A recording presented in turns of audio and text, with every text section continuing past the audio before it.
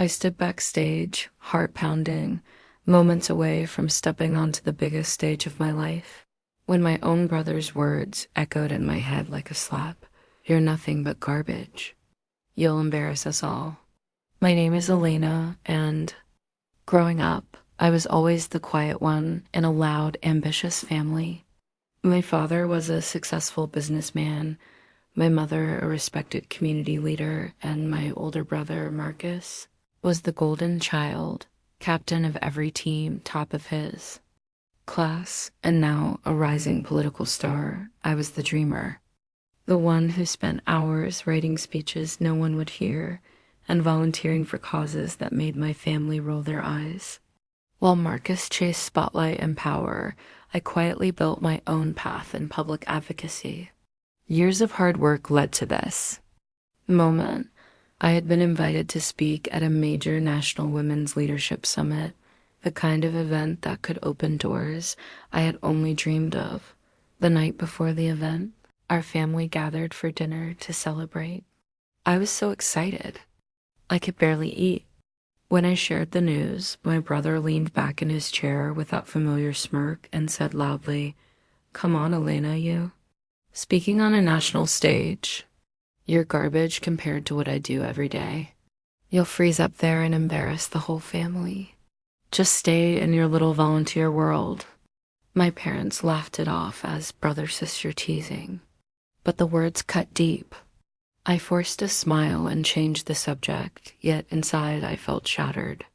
The person who was supposed to cheer for me had just torn me down in front of everyone. I went home that night wondering if he was right. Maybe I didn't belong on that stage. Maybe I was just garbage. But what I didn't know was that the very next day, everything would change in the most unforgettable way. Asterisk, the morning of the summit arrived bright and clear. I arrived early, rehearsing my speech in my head, still hearing Marcus's voice mocking me.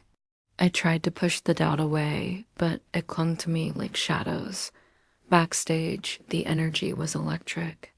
Powerful women from across the country were preparing to speak. I felt small and out of place, especially after my brother's words.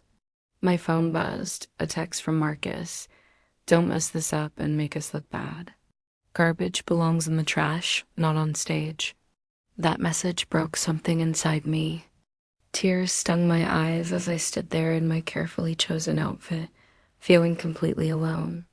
My own brother, the one who should have been my biggest supporter, had called me worthless. Not once, but twice. And my parents had done nothing to stop him. They had always favored him, always made excuses. That's just how Marcus is. He's under pressure. In that moment, the betrayal hit me fully. I realized I had spent years shrinking myself so Marcus could shine brighter.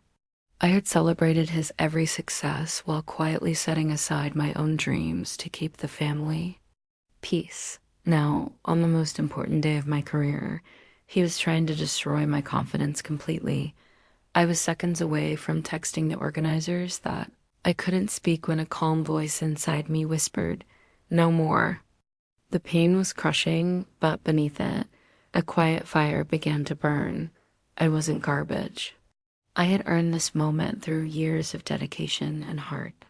Marcus's words didn't define me. My work did. I wiped my tears, straightened my shoulders, and whispered to myself, "This is my time." I stepped toward the stage entrance, ready to face whatever came. But I had no idea that help was already moving silently through the venue, and that my brother's cruel words were about to be exposed in front of the entire audience. Asterisk, just as I reached the curtain, the head organizer rushed over, looking flustered but excited. "Elena, there's been a last-minute change in the program. The keynote speaker had an emergency, and the committee chose you to deliver the closing address instead. You'll be speaking right before the vice president." My heart stopped. This was huge, far beyond my original slot. Before I could process it, security personnel appeared and gently guided me forward. Then I saw them, 4 Secret Service agents in crisp suits, earpieces in place, moving with quiet authority. They cleared a direct path through the bustling backstage area, creating space so I could walk straight to the podium without delay. One of them even gave me a respectful nod and said, "Ma'am, we've got you. Take your time." The audience fell into a hush as I stepped onto the stage under bright lights. From the front row, I suddenly spotted my family. They had surprised me by coming. Me to fail. I took a deep breath and began my speech. My voice started soft but grew stronger with every word. I spoke about rising above doubt, about the power of quiet persistence, and about never letting anyone dim your light. The audience was captivated. Vice President herself approached me on stage, shaking my hand warmly in front of everyone. Cameras flashed. The Secret Service agents stood respectfully nearby, their presence adding undeniable weight to the moment. My speech had been so moving that organizers later told me it was one of the most impactful of the day.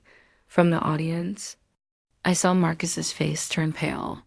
His smug expression shattered as he realized the garbage. Sister he had mocked was now being honored by one of the highest offices in the country, with Secret Service clearing her path. Later that evening, my family gathered backstage. Marcus tried to brush it off with a weak "good job," but the damage was done. My parents finally saw the contrast.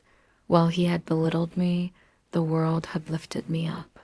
The truth was exposed without a single shout, just quiet, undeniable. Success stopped Marcus, never called me garbage again. Our relationship is distant now, but I no longer carry his words in my heart. That day taught me a powerful lesson. Never let anyone, especially family, define your worth with their cruel words. You are not garbage. You are not small. Your voice, your dreams, and your light matter. When someone tries to push you down, keep rising. The right doors will open, sometimes with Secret Service clearing the way to anyone listening who has been called worthless by the people who should love them most. Your story is not over. Your moment is coming. Stand tall, speak your truth, and let your success be the only response you need. I'm Elena, and I finally stepped into my light. Thank you for walking this journey with me. If my story touched you, please share it with someone who feels dimmed by others. What's one hurtful label someone placed on you that you're ready to release? Tell me in the comments. Your voice deserves to be heard.